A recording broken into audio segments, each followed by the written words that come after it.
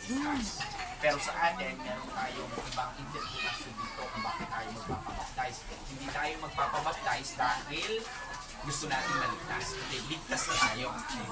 Okay? Kaya tayo magpapabaptize. Sabi ko kanina, it is a commitment on how to follow Jesus Christ more. Okay? And no more sa buhay natin.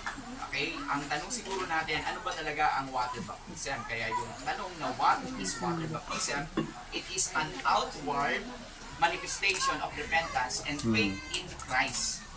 Di ba kayo nanampalataya na, sinuro ko kahapon sa mga kids,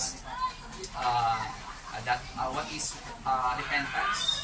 Louis, did you remember what's repentance? About Daniel Augustus? Okay. Turning away from sins and turn back to God. Okay, so that is repentance. And water baptism is outward expression of inward reality.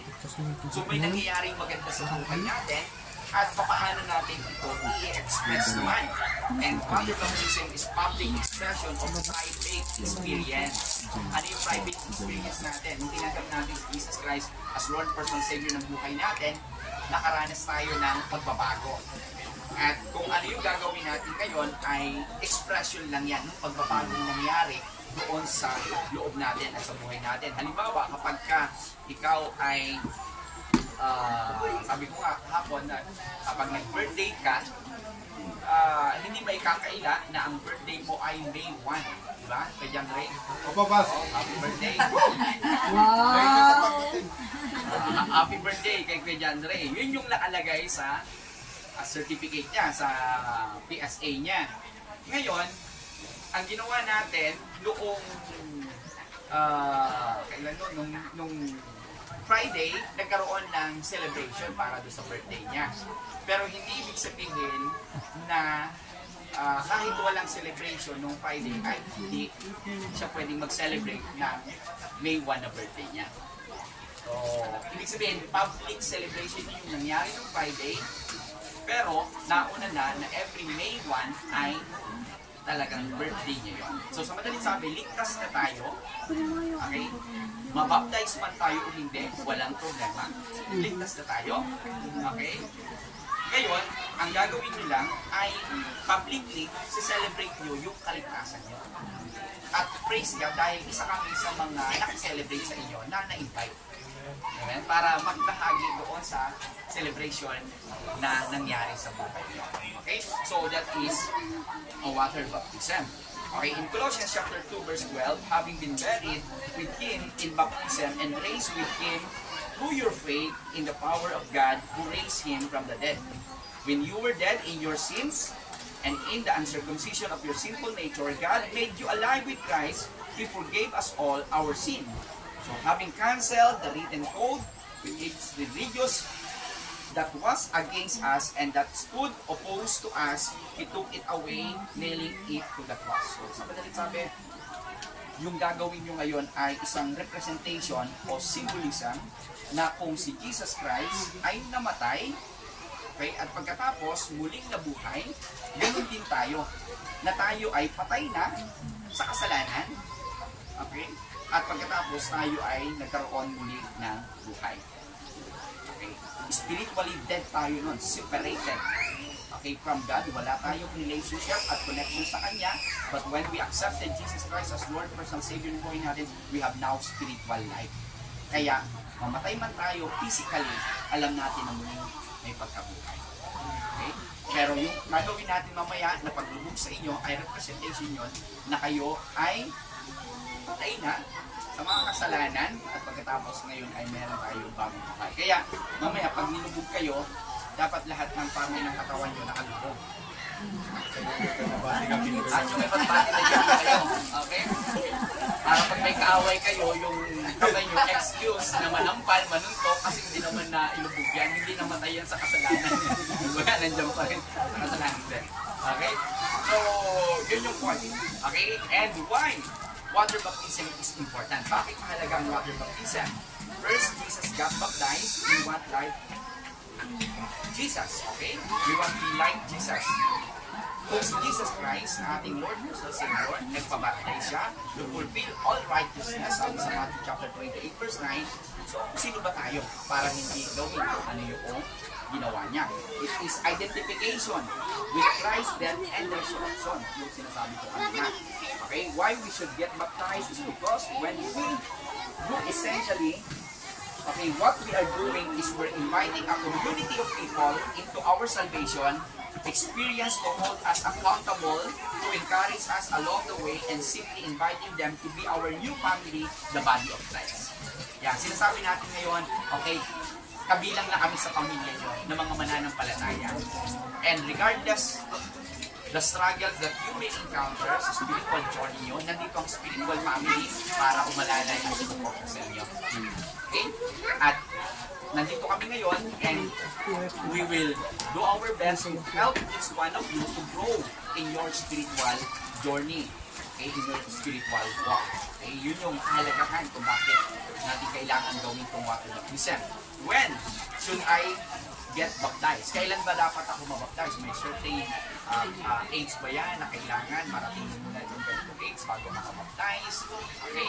The moment we accepted Jesus Christ as Lord and Savior ng buhay natin, like the Utopian eunuch, hindi na siya nag-atuloy na nagpabaptize kahit higit. Yung may nakita siyang water or oasis, hindi natin alam kung ano yun, pero doon na siya nagpabaptize. Kaya actually, pwede natin gawin sa church yun, may drum naman tayo doon. Kaya nung tinanggap ko si Jesus Christ as Lord and Savior, yung buhay ko, pwede na lang kayo ihulog ko sa isa. Okay, nakalubog ka na ba? Okay, ako na lang kayo, pwede natin gawin yun. The moment you accepted Jesus Christ at naintindihan niyo yung kahalagahan nito. Kaya nga, to Louie, Josner, to Daniel, okay, I know na you really understand what we are doing is an expression of your faith and repentance. Why you should get baptized today.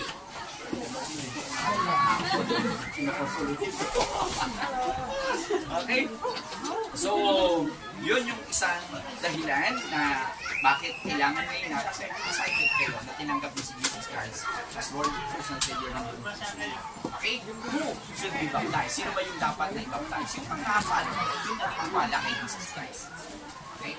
Kaya nga, that is an indication that you are followers of Jesus Christ.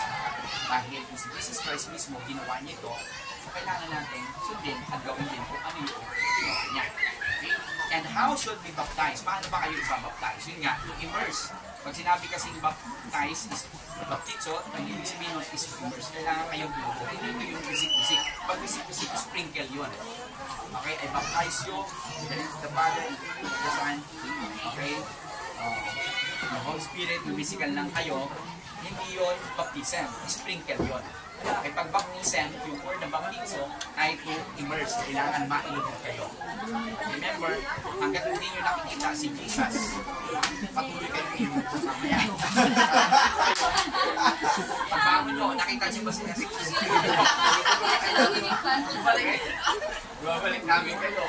Kaya, ilubog namin kayo hanggang makita nyo si Jesus. Pero hindi, joke lang yun ha. Tagalan. Para mapaaga makita si Jesus Christ. Okay, so how is yung baptize? Total cleansing of all self. And when you come up out of that water, you are a new creature. Yun ang isang representation niya. Maganda sana doon sa river na pinuntahan namin ni Edgar kahapon. Pero, pagka binaptize namin kayo doon, kapag-angat namin sa inyo, lalo kayong marumihan. Kasi naputik yung river. Kala mo ba spiritual symbolism ng spiritual cleansing yung water baptism? Bakit nung umahon lalong dumumi, diba? Kasi malumi yung tubig. Pero ano lang yun, symbolism lang. Kung tayo ditubog, nahugasan tayo sa ating kasalanan. So, yun lang ibig sabihin ng water baptism. Okay, so before we do it, meron pa kayong question about water baptism? Meron ba kayong mga bagay na hindi naintindihan? O wala. Remember that this is public celebration ng inward reality na meron tayo. Ano yung inward reality? We have now life in Christ Jesus. We are a new creation. The old things has passed away. Behold, all things becomes new. Amen? Okay, so gagawin natin mamaya. Doon lang yung congregation, kakanta sila. At kayo naman, you should be proud. Mga kailan, baka man yung klasiko, baka naisip ko dyan, na ano. Okay, nakita nila na isinuko ko sa Lord yung buhay ko ng buong ko. You should be proud because this is a public display of affection natin sa Panginoong Diyos. Pagpapakita, okay, ng talagang pagmamahal natin at pagsunod natin kay Kristo. Okay? So, napakaganda na nandito yung mga tao na makikiselebrate doon sa kagalakan at katagumpayan na ginagawa sa inyo ng Panginoon Diyos. Isipin mo, mag-birthday ka, tapos ang mag-celebrate, mag-isang lang, malungkot, di ba? Okay? Mas maganda yung may mga mag-witness talaga. Okay, sige, tayo lahat. Ayan, let's pray. And after this, kung ready na kayo, balik na kayo konti, tignan tayo, ano tayo ng magandang question. Pwede palisin mo na natin sila doon sa sarili lahat. Okay, tignan natin kung ano yung question natin doon mamaya. Okay, but let us pray muna. Minsan pa, Panginoon, kami po ay sumulong sa inyong harapan, nagpapakumbaba, nagpapasalamat sa inyong pagpilihan sa buhay ng aming mga kapatid na ito na huling nagsuko sa inyo ang kanilang buhay. Alam po namin, Panginoon, na maraming mga pagsubok, maraming mga tentasyon, nakakaharap din kami sa buhay. At hindi po namin alam, Panginoon, na kung sa sarili namin kami magtiwala, baka mag-ipin kami ng Panginoon sa pagsubok tayo. But today, Father, as they surrender their lives unto you, commitment po nila, Panginoon, na hindi ay alam po namin na hindi nagagawin ito sa sarili lamang nilang bukas. But to us, your Holy Spirit continually empower them, Lord, giving them the strength to always do the things that you want them, Father. I know, Lord, nagagawa ka pa ng mas magagandang bagay sa kanilang buhay, higit pa doon sa kanilang inaasahan. Ingatan mo sila at gabayan pa. Sa anumang gawa ng kaaway, sinungalingan ng kaaway, na siya pwedeng sumira ng kanilang relasyon. But thank you as we commit their lives unto you today, Lord. Alam ko namin na ikaw ang Diyos na makapangyarihan at patuloy na ipaparanas sa kanila ang katagumpayan ng Panginoon na maglang nanas. Salamat po sa umagang ito, sa inyo po namin pinagkakatiwala. And everyone who has, oh God, I know, Father, that it's a wonderful privilege that you have given us to celebrate with them. And allow us also to be an instrument of encouragement and blessing, setting an example, Panginoon, sa mga bagong mananampalataya na ito. In faith, in love, in kindness, gentleness, and meekness, self-control, tulungan kami na mag-set ng example sa kanila. Katulad po ni Paul, meron siyang courage na sabihin na imitate me as I imitate Christ. And this is the challenge, Panginoon, sa aming mga nauna na isumuko ang buhay sa iyo. Na kami, Panginoon, ay gagawin ito bilang instrumento ng pagpapala sa mga bagong mananampalataya. Salamat po, dahil ang kapurihan at karangalan ay sa iyo.